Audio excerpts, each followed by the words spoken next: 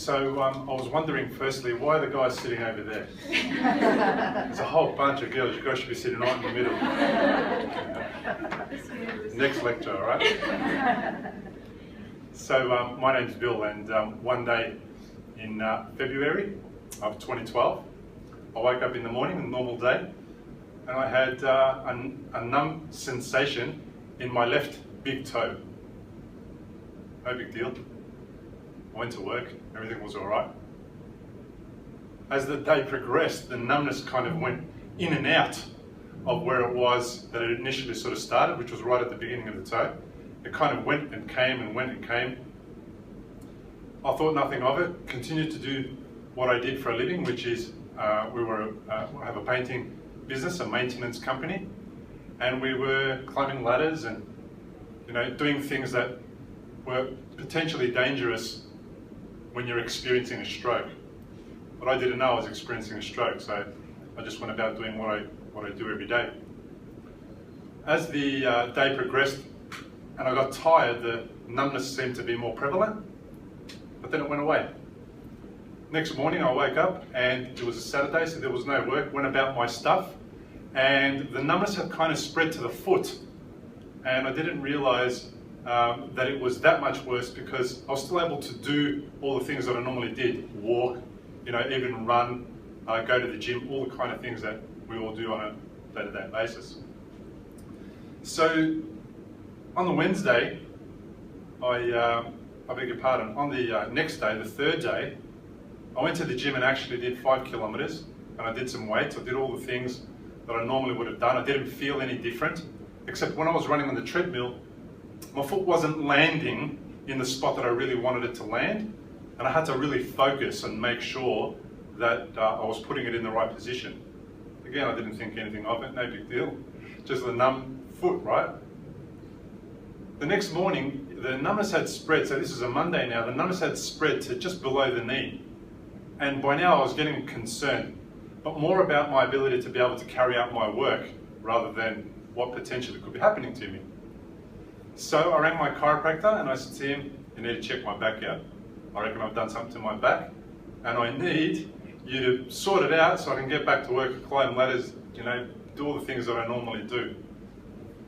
When I went to the chiropractor that evening, he said there's nothing wrong with your back, and whatever's occurring, if it is in your back, because I had a history of putting my back out, carrying all sorts of stuff and bending in weird sort of places to get to things that were really hard to get to. He said if it is your back, there's probably some inflammation coming up. Take a couple of anti-inflammatories, but see how you go and contact me if it changes, if anything gets different or worse. So Tuesday, the numbness had started to spread above the knee now, and it's affecting my thigh. My wife said that I'm walking funny. Well, what does she know, right? She's just, my wife. And I thought when she said I'm walking funny, I thought she meant that I was dragging my whole leg, like some kind of an ape man or something. But I wasn't. I was just putting that left foot slightly out of position and in the wrong place. So I was kind of walking with a limp. And she asked me what was going on. Well, I said to her, my foot's numb, so I think I've done something to my back. I'll make another appointment to see the chiropractor. On the Wednesday, I rang the chiropractor and said, to the receptionist, and I said, I need another appointment, please. I said, well, we're booked out today. Can you wait till Friday? Is it urgent? I said, of course not. It's not urgent. No big deal. I'll see him on Friday. The last appointment was at around about 4 o'clock that afternoon. And as the days progressed now from Wednesday through to Friday, when I woke up on Friday, pretty much my whole left side was numb. But it's no big deal. We had stuff to do, right? I had ladders to climb, I had walls to paint, I had 2 jobs going, one part of Melbourne and another in the suburbs of Melbourne, so I needed to get to them. I needed to make sure everyone was doing their job, because Saturday we were going to have one of the biggest days we've ever had. We were going to have like 15 guys in the one place at the one time, and the only window of opportunity to do it, because the client said so, was only those days. So I went to the chiropractor, and when I got in there, within about 2 minutes, the chiropractor said, you should go to the hospital And I looked at him and said, why? Why would I go to the hospital? I feel fine, there's nothing wrong with me. I don't have a headache, you know, nothing hurts. It's just my left side, I can't feel it. No big deal. He kind of insisted, but I also was pretty good at, you know, as a male, pretty good at being pig-headed and insisting back that there's nothing wrong with me. And that if I go to hospital and they keep me in, I won't be able to go to work tomorrow. So I went home and I gave my wife the news and told her what the chiropractor said. And she said, well, why don't you go to the hospital? And I gave her the same spiel. So what she said was, why don't you go to the hospital? They'll tell you there's nothing wrong, and then you can go to work on Saturday. And I thought that was a fantastic idea. So that's exactly what I did. When I got to the hospital, they asked me what my symptoms were, and you've never seen them roll out the red carpet like they did that day. Red carpet treatment all the way. Within a few minutes I was in CT, and they were checking the scans, and they were getting back to me and telling me that they noticed that there was a shadow on the brain. They didn't know what it was at the time. It turned out to be a intracerebral AVM. So the challenge with my diagnosis was that the blood staining was hiding the cause of what actually created the bleed in the first place. And the challenge with that was that they couldn't actually give me a diagnosis. I went home after a week in hospital with all the tests that you guys just heard about, MRAs, MRIs, CT scans, the whole lot. And I was put on dexamethasone. It's an anti-inflammatory. It's a steroid. The impact that dexamethasone had on my life was just amazing. In 14 days that I was on it, I gained 7 kilos. I became aggro, and I was really rude. I was abusive, and it was a really difficult time because out of the, I think around about 60 side effects, I had 18 of them. I couldn't sleep. I don't think I was having more than about 1 or 2 hours sleep a night. And then the need to eat was so extreme that I was eating about 4,000 to 5,000 calories a day. I couldn't stop eating. So it became a real challenge. The biggest part of the challenge was that my wife didn't know how to deal with what was going on. She had no idea. No one in our family had ever had a stroke. Who here knows somebody who's had a stroke? Anyone? Or more than half the room. So in our family, there was no history. Nobody knew anything that was related to stroke. That's why we didn't recognize the symptoms as well at the beginning. So doctor's orders, go home, do nothing until our follow-up, which is in 6 weeks time. No work, no driving, no nothing. Okay, so that was pretty cool. I said to him, can I go to the gym at least? They said, you can't go to the gym. Because pumping iron to become a bodybuilder is going to potentially cause another bleed. So that was fair enough, I wasn't going to do that either. Now against doctor's orders, at around the 6-week mark, I woke up one morning and I was bored out of my brains. I thought, I'm going to jump in the car and go for a drive. But I didn't. I got the guys at work to come and pick me up. And I told them, take me to work with you because I'm bored out of my brains. I need to get out of the house. So I went to work, and at work, I decided that what I was going to do, like any really good boss, is I was going to stand and sit in the background and watch them work all day. Whoops, I beg your pardon. And I was going to watch them work. You know how much they're going to love that, right? They're going to just love it. So I did that, and I was sitting on the chair, and I was just watching them work. And as I was sitting there, I was noticing slowly that I was kind of shifting to the left, and I couldn't really get myself back to the right. I was shifting to the left and trying to slap myself awake because I was falling asleep and my face was going numb. But that was okay because the guys had to finish their job before I left. So I made sure they finished what they were doing. And towards the end, at around about 1:30 in the afternoon, after feeling like this for about 2 hours, I said to them, you guys need to take me to the hospital. Not feeling well. Now, because I didn't want to inconvenience them, I also sort of said to them, well, maybe take me home. I'll ring my wife, I'll tell her to meet me at home, and then she can take me to the hospital. I see some people shaking their heads. We drove past, I was in the CBD, and we drove past St. Vincent's Hospital, and I needed to throw up. We pulled up outside the St. Vincent's. I had a feeling of massive amounts of nausea, and I threw up outside the St. Vincent's, jumped back inside the car, and continued driving. And we drove to Preston, where I live, where my wife met me, and we drove then, and we got to the Austin Hospital, which is about 10 minutes away. When we got to the Austin, there's an emergency area where you can park the car for a few minutes while the patient gets taken to emergency, and then you come back and you take your car, you go park it in the long-term area, and you come back. There's about a 50-meter walk to the window where you go to the triage nurse and tell her what's going on. By the time I got to the car, from the car to the triage nurse, I didn't know my name, who I was, what I was doing.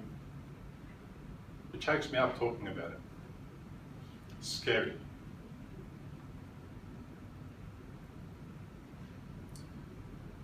When I woke up, they confirmed there was another bleed.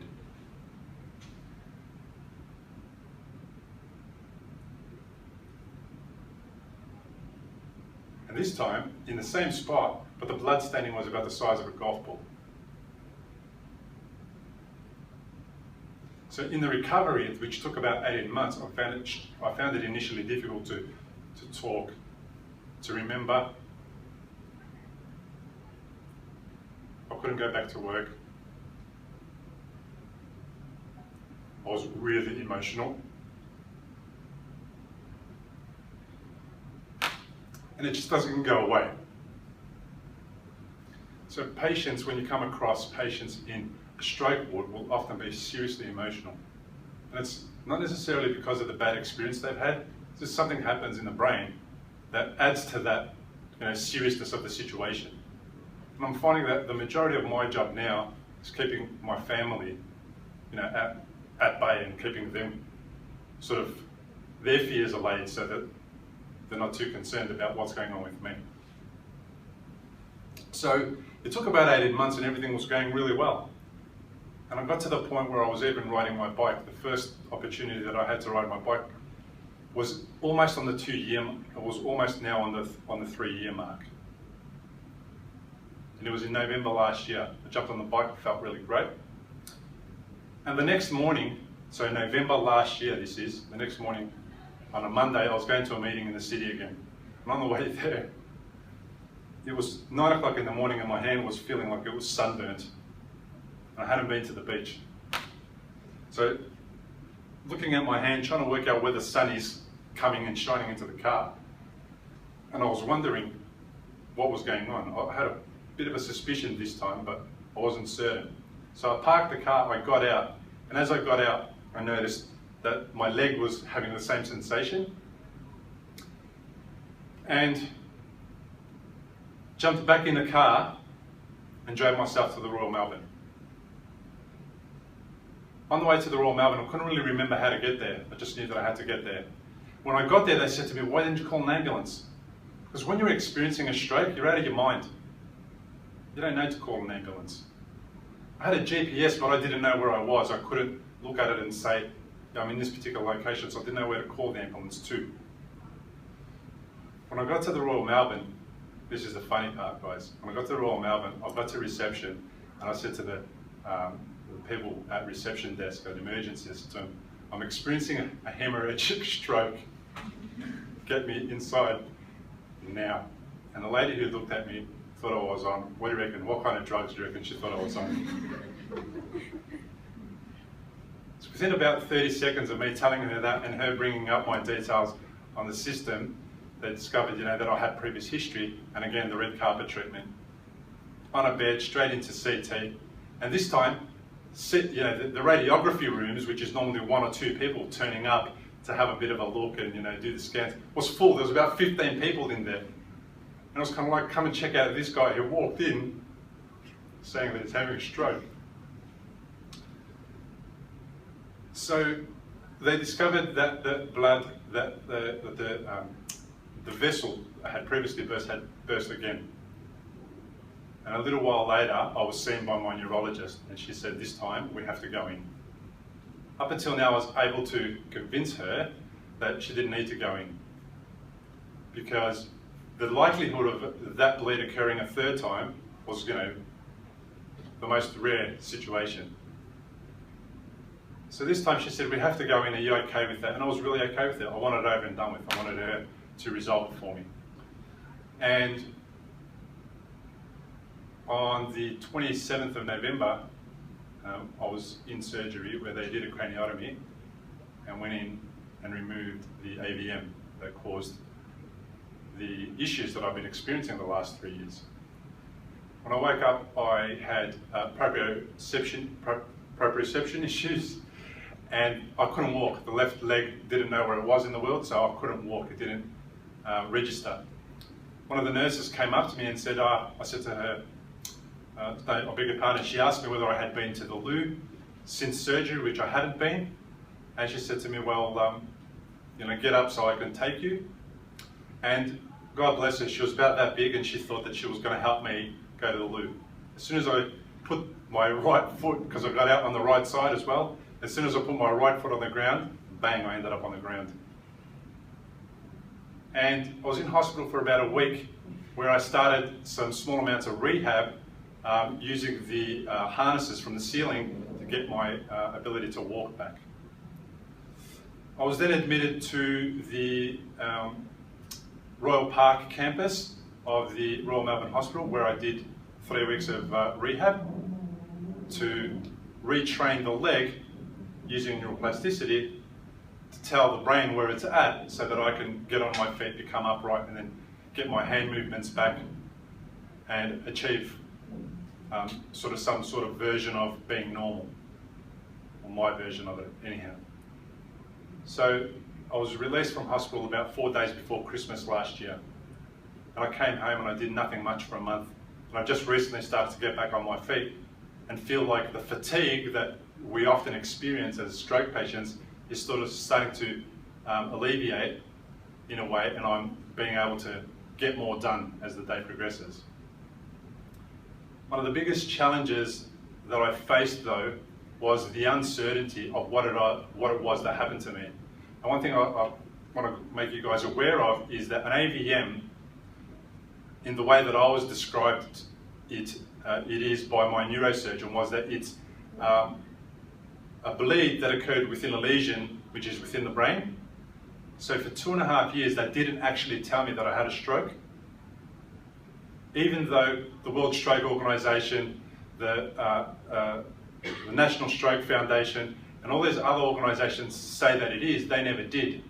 And initially the difficulty was that because we didn't know what I had, I didn't know that the symptoms were almost identical to a stroke, and therefore I should go about sort of looking after myself the same way that a stroke patient would. So that sort of misunderstanding and miscommunication from the people at the top end, who do all the surgery and cut your brain open, was what made it really difficult for us. So we were kind of always wondering, what is it? What are we doing? How are we going to go about getting better? How am I going to recover? So in the end, I had to ask a specific question. If I haven't had a stroke, what have I had? And that's when I got the answer. That because it's a bleed within a lesion that's within the brain, it's not technically a stroke. Nonetheless, I still volunteer for the National Stroke Foundation. I go do these types of talks, and we also raise awareness for the community so that people around us are aware of how to recognise the signs of a stroke. Because that's what would have helped me far greater than anything else that I did, would have helped me get to the hospital sooner instead of waiting for a week because I didn't know what was going on. And perhaps the damage done may not have been so serious and may not have taken nearly 2 years to resolve itself and then have a third bleed a little while later. So that's a little bit about my story. I'm hoping that by sharing my story, you guys get to go into a hospital or wherever it is that you'll be working and be able to deliver an awesome level of care to people that have suffered a stroke. Because the people that see me don't know that I've had a stroke. And that is one of the biggest and most frustrating parts of having a stroke, is that everyone says, you look great. So I didn't have, the left side paralysis. I didn't have weakness. I didn't have any of those traditional symptoms that people experience when they have a stroke. So thanks for listening. I really look forward to answering your questions. You're not allowed to leave until you ask a question each. And there is no question you can't ask, so feel free to ask any question whatsoever.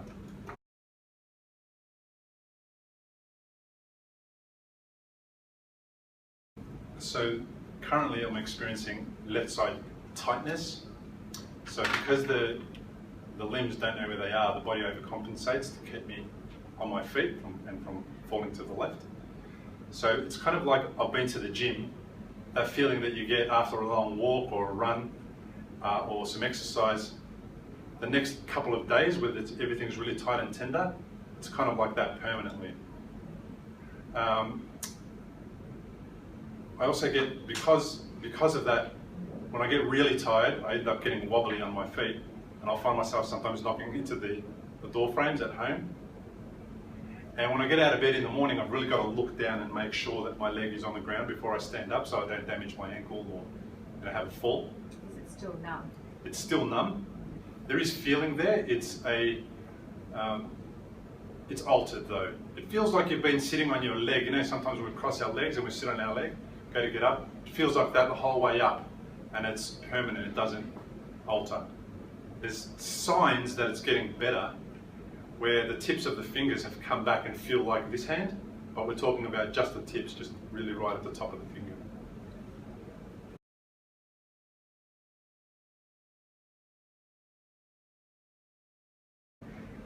So when I was at the rehab hospital, there was exercises that involved grasping things, finding things in a box of rice to try and differentiate between the rice and the pen or the marble that was in there, for example.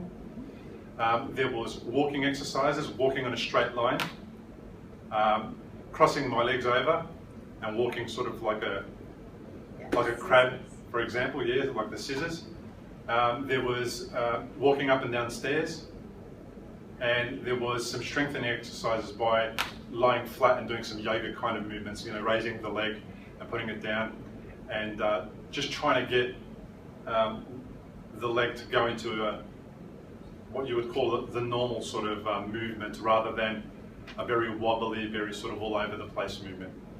That was extremely exhausting. 1 minute of exercise during rehab was my day done. That was it. I was out. I'd probably need about 4 or 5 hours to recover from that.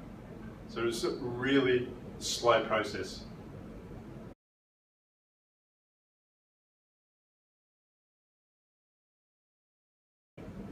Okay. Neuroplasticity was not explained to me. I had no idea what neuroplasticity was. So in the last 3 years, I discovered certain things through research and trying to discover myself what was wrong with me, that there's this thing called neuroplasticity, and that other people go about recovering from certain challenges with arms or legs because of neuroplasticity. And I had the pleasure of speaking directly with and listening to a guy that sort of pioneered the research in the field, Dr. Michael Merzenich, who spoke at the Flora Institute in 2013, who says that you know, almost anything can be recoverable depending on the amount of damage. So when I went into rehab, I went in with that knowledge, knowing that what I'm doing is actually growing neurons and connecting those neurons to those particular you know, things that I needed to do, which is move my leg in a certain way, etc.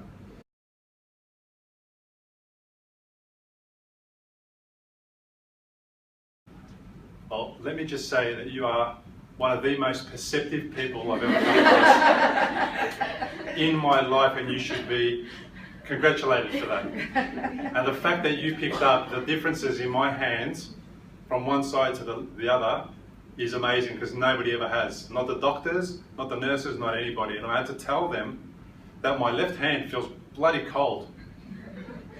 And as opposed to this one, which feels normal or hot, and the difference is noticeable. So if you came and shook my hands or grabbed my hands, you would actually notice it.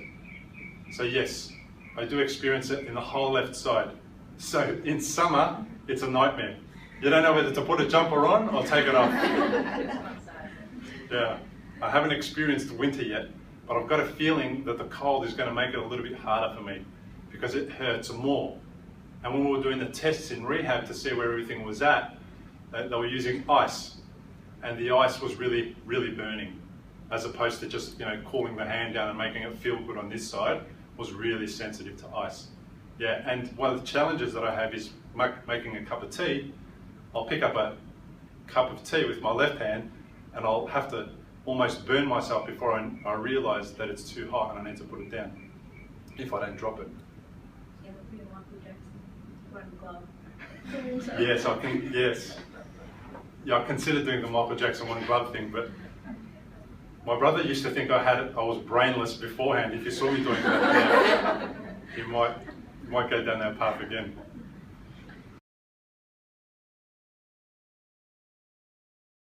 And one of the reasons it's made it a lot easier is because I taught my children to know the symptoms, so if I became symptomatic around them, they were able to just call the ambulance. So that was one of the real concerns. And my family and all my friends, you know, my family and friends have attended the stroke talks that I do, so that they know, because I'm not the only one who's going to have a stroke. 1 in 6 people will have a stroke. And the challenge with that is that involves children. The Children's Hospital has a stroke ward. And strokes happen in utero. So during the time, you know, that the fetus is developing in the womb. So it's a real challenge. We need to all be aware of how to help somebody having a stroke. If we work out that somebody's having a stroke and we can get them into the hospital within 3 hours, they're going to have a massive, massive chance of getting better and, you know, recovering and being a fully active member of the community. Sometimes they're unlucky and that doesn't happen, but very often, and more recently now, we're getting really good results. One of the biggest challenges with stroke is that it's ever increasing. And the reason why it's ever increasing is because 95% of strokes are preventable. And they are caused due to our you know, Western diets and our overeating and over consumption of alcohol and smoking cigarettes. So, and those serious strokes which used to happen to people that were old, you know, in their 70s or 80s, are happening to people in their 30s. It's really common.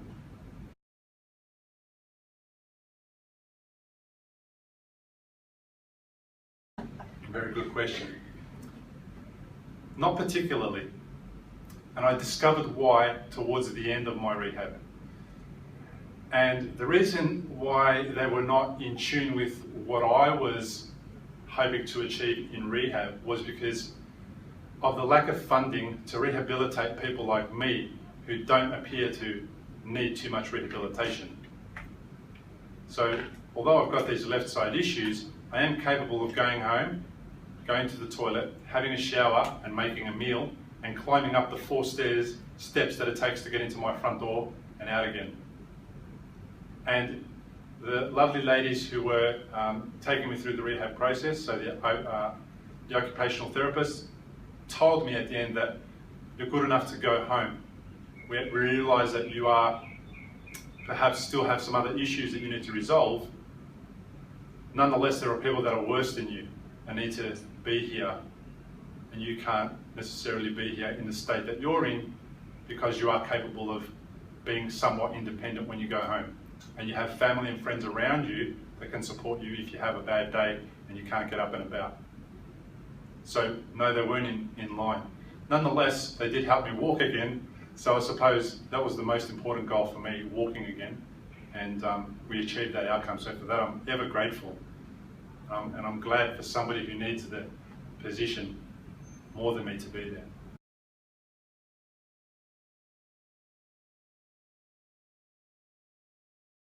No, I don't think so. I think the lack of information is purely that. It's purely a misunderstanding between the medical world that they need to tell their patients what's wrong and how to look after themselves. And I thought that was initially was only going to happen once. It just, you know, was one of those things that happened at the Austin, but no, it wasn't. There isn't a system that allows for the patient to receive information from the right channels to receive information via the hospital. The hospital doesn't seem to be the correct channel. And unfortunately, there's not enough collaboration between the Stroke Foundation and other similar foundations and the hospitals to allow at least those organisations to deliver that information to the patients or to the end users. I was really pleased with the way I was treated in hospital, by the way, so thoroughness and the amazing assistance of the nurses and the doctors and the occupational therapists. We are lucky in this country. So I had no complaints about that. And they do not know to give me information because they're not educated with what type of information they can hand to me or where they could send me. Some of them don't even know about the National Stroke Foundation. So they wouldn't know. So there's something else that needs to happen there. And that's what made me sort of get up and say, okay, well, if they're not going to do it, and I can, I'm going to do it. Further collaboration, definitely, between the organisations such as the Stroke Foundation, which has been trying hard to implement these little systems to allow a stroke patient to receive a package that says, you've had a stroke, now what?